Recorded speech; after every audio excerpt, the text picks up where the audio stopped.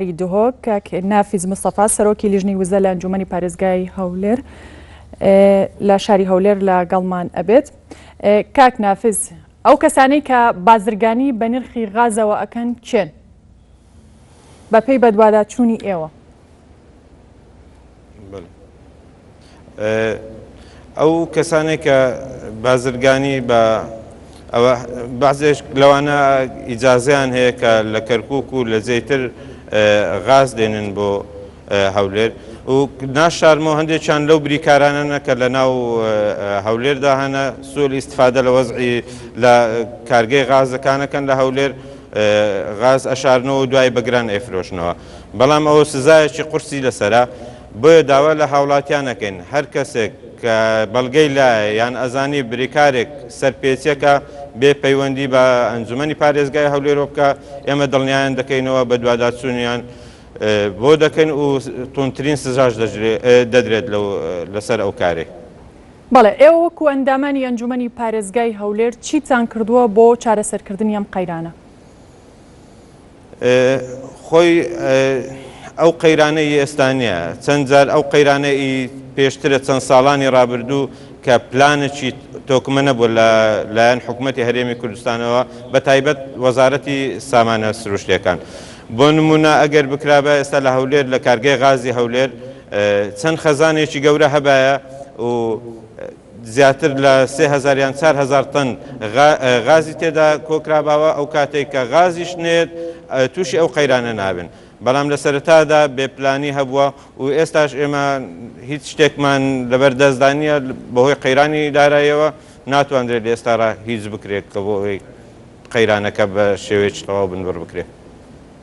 کاک نافیز، کەی قەیرانی کەمی غاز و گرانی نرخەکەی چارەسەر دەبێت؟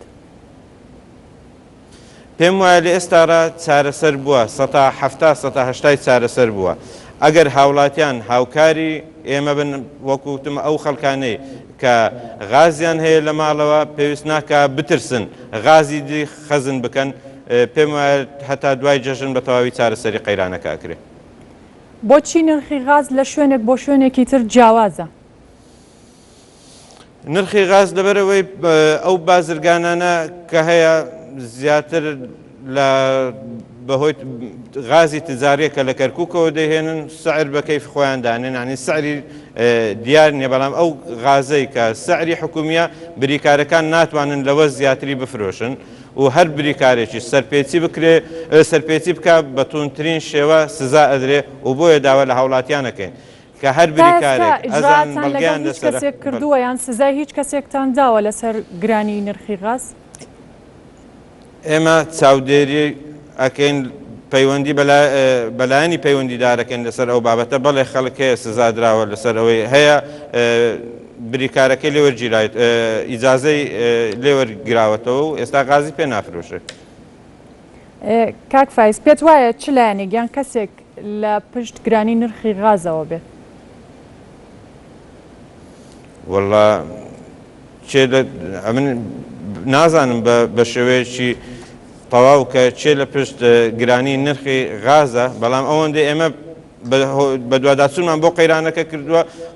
گرانی نرخی غاز هۆی سەرەکی ئەوەیە کە لە کارگەی کۆڕۆمۆرەوە بۆ هەولێر نایە کە ڕۆژانە 100 تن 120 تن بەشی شاری هەولێر ناکە، ئەوە سەبەبی یەکەمی گرانیەکەیە. ئەو کەسانەی کە بازرگانی بە نرخی غازەوەکەن چێن؟ پێم گوتی ئەو کەسانێک کە بازرگانی بە نرخی غازەکەن هەندێک بازرگانی چاوچنۆک هەیە سوود لەو ئەزمەیە وەرەگری و ناتوانانی ڕێگەیان لێ بگریانێ، ئەوە هەیە ئیجازەیەتی لە کەرکووک غاز دەینی یان لە جێشکە غاز دەینی یان ناشارمەوە لە بریکارەکان هەندێکیان هەیە کە غاز لەوانەیە کاتی کابیتە ئەزمە گلی بداتەوە نەیداتە هاوڵاتیان، ئەوەش هەیە. بەڵێ، کەواتە هیچ کەسێک یان هیچ لایەنێک لە پشت گرانبوون و کەمی غازەوە نییە؟ ئەوەی ئەمن ئاگادار بم ئێمە بە دواداچوونمان بەس بە ئەو مەسەلەیە کردێ ئایا غاز سەبەبەکەی چییە، هۆکارەکەی چییە کە گران بووە. لەبەرەوەی هەفتەیەک پێش ئێستا بریکارەکان بە خۆیان ڕژانە سەرجادە و داوای ئەوەیانە کرد کە غازی تیجاری لە دەرەوەی هەرێم نێت بۆ شاری هەولێر لەبەرەوەی بریکارەکان بە 7500 غازەکانی خۆیان پێ نەدەفرۆشە. کاک نافیز تۆ وەکو سەرۆکی لیژنەی وزە لە ئەنجومەنی پارێزگای هەولێر گەرانتی ئەوە ئەدەی کە لە دوای جەژن ئەم گرفتی قەیرانی غاز و کەمی غازە چارەسەر بکرێت؟ ئەوەی ئەمن بە دوواداچوونم بۆ کردبی بەڵێ هەتا ئێستا گرنتی ئەوە ئەدەین کە لۆ دوای جەژن ئەو گرفتە بە تەواوی چارەسەر بکرێ. بەڵام بەخۆشت وەزعی کوردستان دەزانی قەیران لە دوای قەیران کەس ناتوانێت 100% گرنتی تەواو بدات.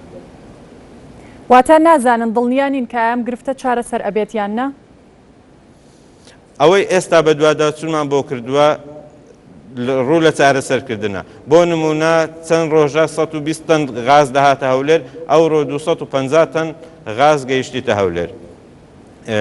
بەیانیش بە هەمان شێوە ئەو بڕئاگە ئەگەر ئەو بڕە بەردەوام بێ قەیرانی غاز نامینی و ڕۆژ جێژنش هیوادارم کە قسەکانی خۆیان بگەینە جێ ڕۆژی جێژنش بڕیاریان داوە کە ئیش بکەن و غاز بەسەر هاوڵاتیاندا تەوزیع بکەن.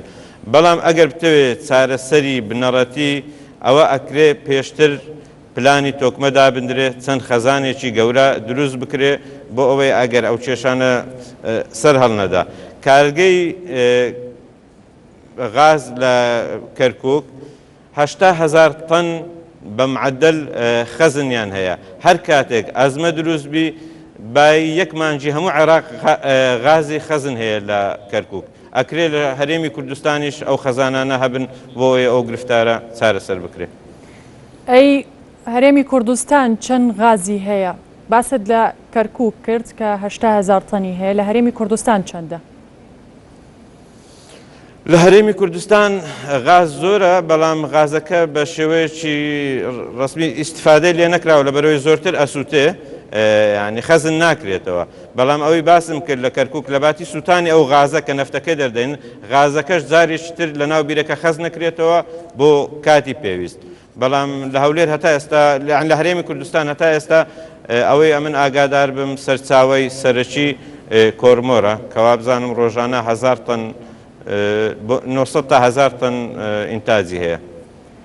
قەیرانی کەمی غاز و گرانی نرخی غاز هیچ پەیوەندیەکی بە پرسی سیاسی هەرێمی کوردستانەوە نییە؟